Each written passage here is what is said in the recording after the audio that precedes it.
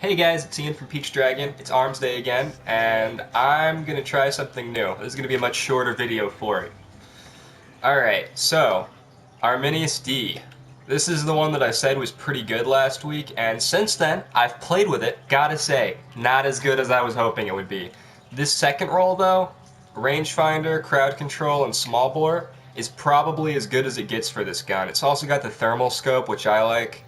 Frankly, this gun is nothing to write home about. I thought it was good because of the archetype, but the stability on it is so bad that it's almost impossible to get a decent time to kill on it. The other rolls are very bad, so if you're going to use this weapon, you should use the second roll. I mean, there might be a better version of it with counterbalance or something, but frankly, it's just not worth waiting for, so. Next up is the Ufern Hand Cannon 4, which is an Amalon hand cannon. This one's really pretty good, actually. It's, I believe, a 3 headshot kill or 2 headshot, 1 body shot in the Crucible. And it's going to be one of your Crucible guns. It's not that great for PvE, but it's pretty good for PvP, especially this third roll. Now, you might be drawn towards the second roll, which is also very good. It's Luck in the Chamber with lightweight or rifled barrel, both great, and Firefly, which is also an excellent PvE perk, and it's got really good scopes too. The Sure Shot IS is excellent. The problem is, first off, Firefly and Luck in the Chamber has a chance to crash your game. They still have not addressed that, so not going to be good in the short term. And secondly, this isn't like a better hand cannon most of the things are going to be using outside of Crucible. So really, these are going to be Crucible hand cannons if you're using them. And the third roll I think is fantastic. It is Outlaw, Luck in the Chamber, and Braced Frame. Now, if you're doing the math in your head, you're counting, it goes from 7 to 5 in the magazine, which means you've got a much higher chance of hitting that Luck in the Chamber bullet, and then activating the Outlaw perk, triggering Outlaw, means that you can reload really fast despite the fact that, you've only got 5 bullets. And it also has the True Sight IS, which is excellent. So I feel like the third roll here is going to be a good Crucible gun, especially if they do end up buffing hand cannons down the road. I'm going to try it out for fun.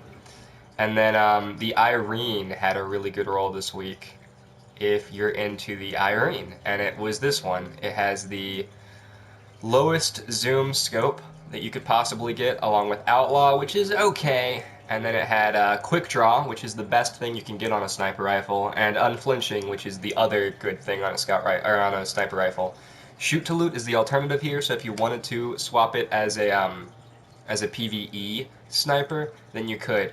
Now, I said I was going to do something different. What I'm going to do that's different is I'm not going to switch to those other two characters, because frankly, I don't think the rolls on them justify switching. I can tell you just right off the bat that there's no good Tuanella roll this week.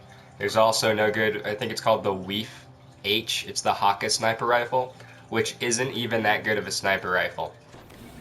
So, next week, I'm just going to do 3 more, and I'm going to make them the 3 that I think are good. The Judith D is a really good hand cannon. Potentially, it has, if you're up against a low armor enemy, it has a potential 2 headshot kill, which is nice. Now, odds are you're not going to go up against a whole lot of or low armor enemies and get that 2 headshot kill, but on the off chance you do, it's nice. It's a really nice thing to have.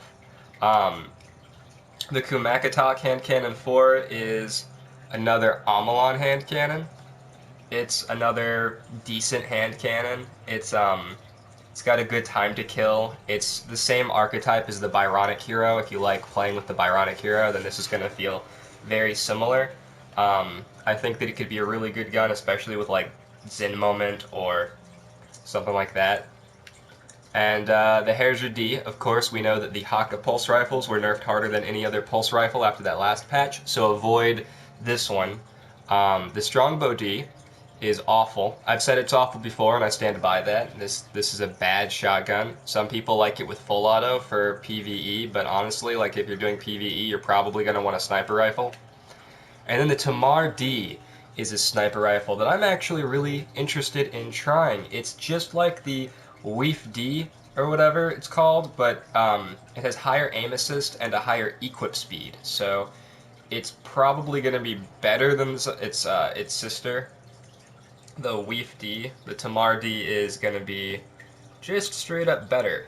Now, I don't know if it's going to be as good as your 1,000-yard stares and stuff, and it also cannot revive snipe, so it might not be a better option than Glass Promontory, but if you're just getting started, or you're looking for another sniper rifle to use, or you just want to try a Haka sniper rifle, I think the Tamar D would be a good choice. So I'm going to be picking up this one, and this one, Judith, Kumakatok, and Tamar, and I'm going to have those three available for you next week, and we can see those rolls.